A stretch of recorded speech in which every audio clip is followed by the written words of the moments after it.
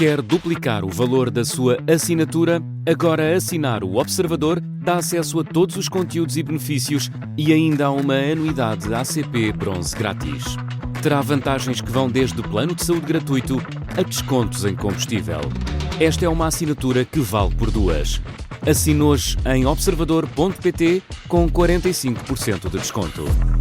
Quando nós estamos a usar sistematicamente filtros para a nossa própria imagem, o nosso cérebro vai começar a habituar-se à nossa imagem modificada. E a partir do momento em que aquela coisa começa a ser frequente, a nossa imagem real nunca vai ser boa.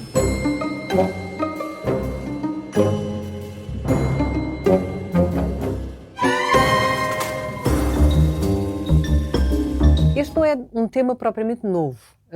Debatemos isto muitas vezes a propósito do avançar das redes sociais e da nossa deslocação da nossa vida para as redes sociais.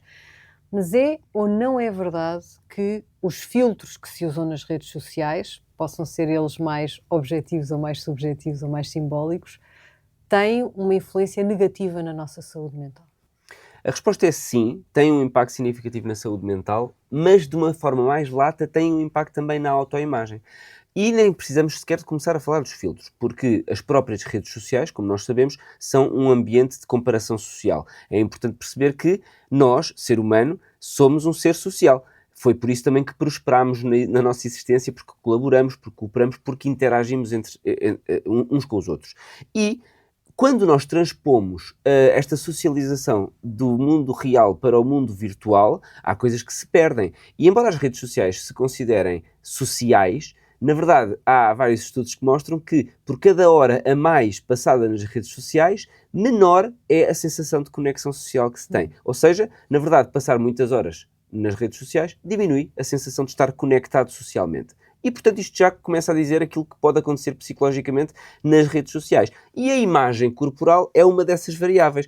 Há vários estudos também que mostram que o tempo que se passa nas redes sociais se correlaciona diretamente com uma percepção negativa da sua própria autoimagem. Porque, na verdade, nós sabemos que nas redes sociais as pessoas colocam habitualmente o belo e o bonito e o bom. Não vão colocar as borbulhas e outras coisas que tais. Portanto, há, obviamente, uma seleção de conteúdos dentro das redes sociais que é esteticamente enviesada. Ou seja, só há conteúdos esteticamente melhores, esteticamente melhorados, mesmo que não sejam filtrados por nada ou editados, mas são as melhores fotografias. As fotografias em que as pessoas acham que estão melhores.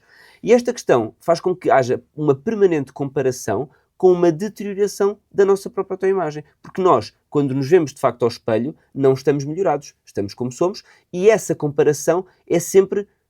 ficamos sempre diminuídos, porque como aquilo que vemos nas redes sociais é sempre o belo, a comparação fica sempre a perder. Agora, vamos meter aqui os filtros. Os filtros agravam muito esta situação, porque os filtros o que fazem é eliminar imperfeições e aumentar a simetria. Já agora aproveito para dizer que há um autor muito interessante que eu recomendo que leiam, que é o Dan Ariely. O Dan Ariely é um economista social que faz muitos estudos de comparação social, de como é que as pessoas se comportam em relação com os outros. E há um estudo em que ele colocou muitas pessoas a avaliarem fotografias de caras que foram consideradas igualmente belas, uma cara A e uma cara B. E havia alternância. Umas vezes as pessoas consideravam a cara A mais bonita, outras vezes a cara B mais bonita. Depois foi editada a cara A e foi introduzida uma muito ligeira assimetria na cara. E a partir dali, qualquer que fosse a comparação, a cara A assimétrica nunca era mais bonita.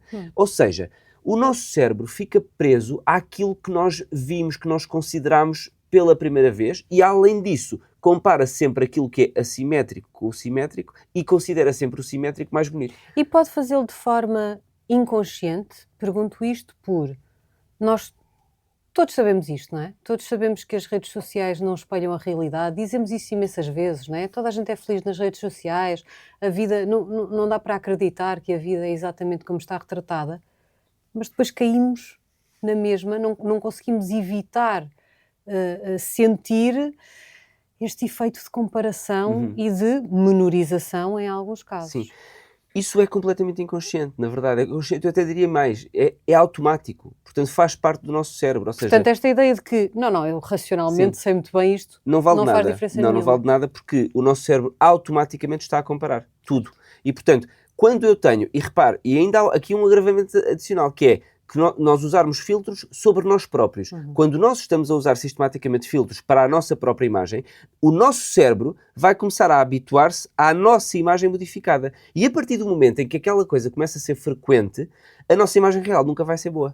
Vai ser sempre prejudicada. Ou seja, o nosso cérebro vai sempre procurar comparar o que está a querer avaliar com aquilo que é o mais belo que viu e com aquilo que é o mais simétrico e o mais perfeito. E, portanto, se nós utilizarmos filtros para nós próprios e para expor a nossa imagem e o nosso cérebro estiver habituado, até porque isto, mais uma vez, tem a ver com reforço de circuitos neuronais, estiver habituado a ver aquela nossa imagem, a partir daí o cérebro fica ancorado àquela imagem e toda a outra comparação que eu possa fazer quando eu me vejo ao espelho vai ficar prejudicada. E, portanto, aqui surge muita insatisfação com a autoimagem e, até nomeadamente, uma percepção de um crescimento de procura de procedimentos estéticos, etc., para aproximar a nossa imagem real da nossa imagem filtrada.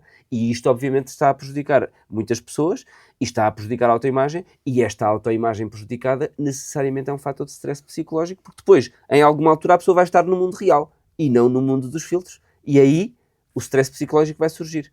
Pronto.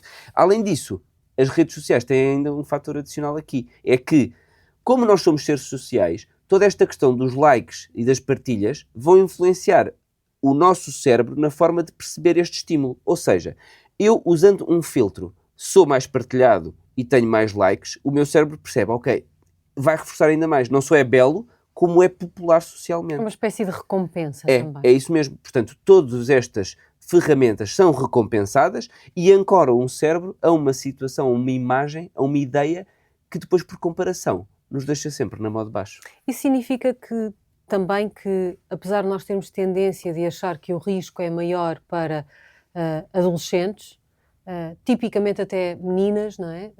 Mulheres que possam ser mais vulneráveis a esses impactos, isto significa que os mais velhos também não estão imunes a estes efeitos, precisamente por causa desse automatismo que faz com que o nosso cérebro se sinta recompensado.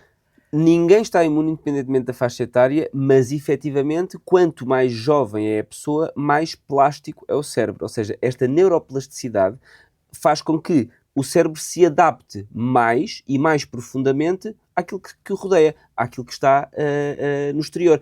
E é importante perceber que na adolescência e até ao início da idade adulta, a própria identidade está a ser formada. E se nós introduzirmos isto numa fase de grande neuroplasticidade, ou seja, os circuitos neuronais adaptam-se a isto, e numa fase em que a identidade está a ser formada, estes conceitos e estas percepções e estas comparações vão integrar a própria forma de estar e a própria forma de viver a sua imagem e a sua identidade.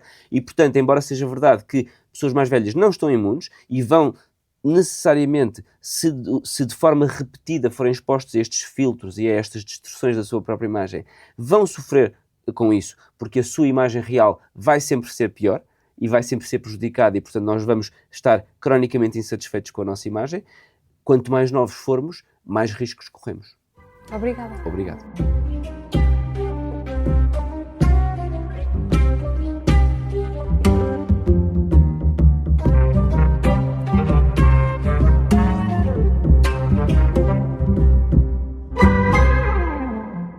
O Mental é uma parceria do Observador com o Hospital da Luz e com a Johnson & Johnson Innovative Medicine. Conta ainda com o apoio científico do Colégio de Psiquiatria da Ordem dos Médicos e da Ordem dos Psicólogos.